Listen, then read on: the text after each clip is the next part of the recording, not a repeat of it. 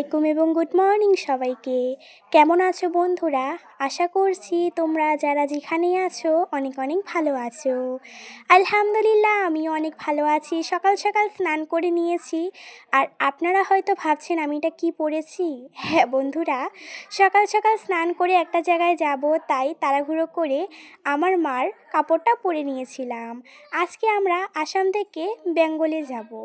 তার কারণ আমার মাসির বাড়ি ওখানে আছে, তাই ওখানে যাব। পুরো ভিডিওটা দেখলে অবশ্যই বুঝতে পারবেন। সবার প্রথমে কিন্তু দেখো, আমি স্নান করার পরে চট করে রেডি হয়ে গেছি। রেডি হওয়ার পরে কিন্তু দেখো এবার আমি জুতোটা পরে নিব। তো সুন্দর করে আমি জুতোটা পরছিলাম, তাই ভাবলাম যে একটু শেয়ার করা যাক। আর আমার বাড়ি তো আসামে, অনেকটাই জানো। এখন আমি যাব বেঙ্গলে।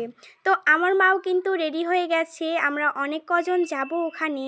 আমি রেডি হয়ে গিয়েছি। সবার প্রথমে আমার নানিমার বাড়ি যাব, ওখান থেকে সবাই মিলে যাব, যেরকম আমার মাসি, তারপরে আমার নানি, আবার আমার মার নানি, সবাই মিলে যাব। তো আমার ভিডিওগুলো যদি আপনাদের কাছে ভালো লাগে অবশ্যই আমার চ্যানেলটা সাবস্ক্রাইব করে আমার পাশে থাকবেন। তারপরে দেখো সবাই মিলে আমরা রেডি হওয়ার পরে কিন্তু যাচ্ছিলাম। তো আমি একটু ভিডিও করছিলাম, ঢং টং মারছিলাম, তারপরে কিন্তু আমরা রওনা দিয়েছি। আর আমাদের এখান থেকে আসাম থেকে বেঙ্গলে যাওয়ার সময় কিন্তু অনেক সময় লাগে। আমরা এখানে 2:33-এ বেরিয়েছিলাম, ওখানে 5টার সময় পৌঁছে গেছিলাম। তো আপনারা বুঝতেই পারছেন যে কতটা সময় লেগেছে।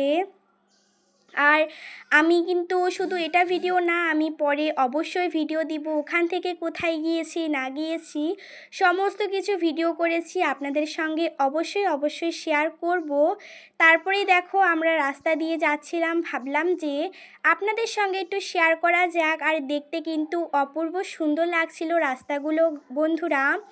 আমরা যেহেতু আসামে থাকি, আর আসাম থেকে বেঙ্গলে কিন্তু খুব একটা যাওয়া হয় না, যেরকম কলকাতা, ঝাউকুটি, তারপরে আরও অনেক জায়গা।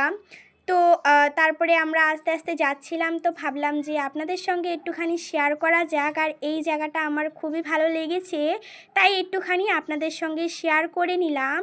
আর আপনারা কারা কোথা থেকে আমার এই ব্লগটা দেখছো অবশ্যই কমেন্ট করে জানাবেন। আর আপনাদের বাড়ি কোথায় আমাকে কিন্তু সেটাও বলে জানাবেন। সুন্দর করে যাচ্ছিলাম, তো এই জায়গাটা না আমার ভীষণ পরিমাণে ভালো লেগেছে বন্ধুরা, তাই আমি ভিডিও করেছি। শেষ পর্যন্ত সঙ্গেই থাকুন।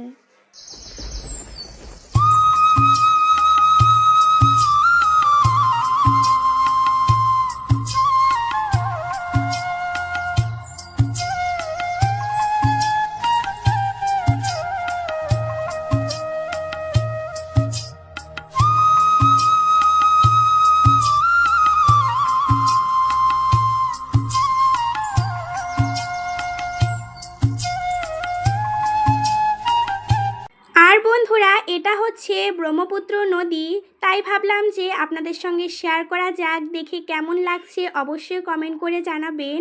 আর কাদের বাড়ি এখানেই আছে অবশ্যই কমেন্ট করে জানাবেন। আর এই যে ব্রহ্মপুত্র নদীটা যারা যারা দেখোনি দেখে নাও।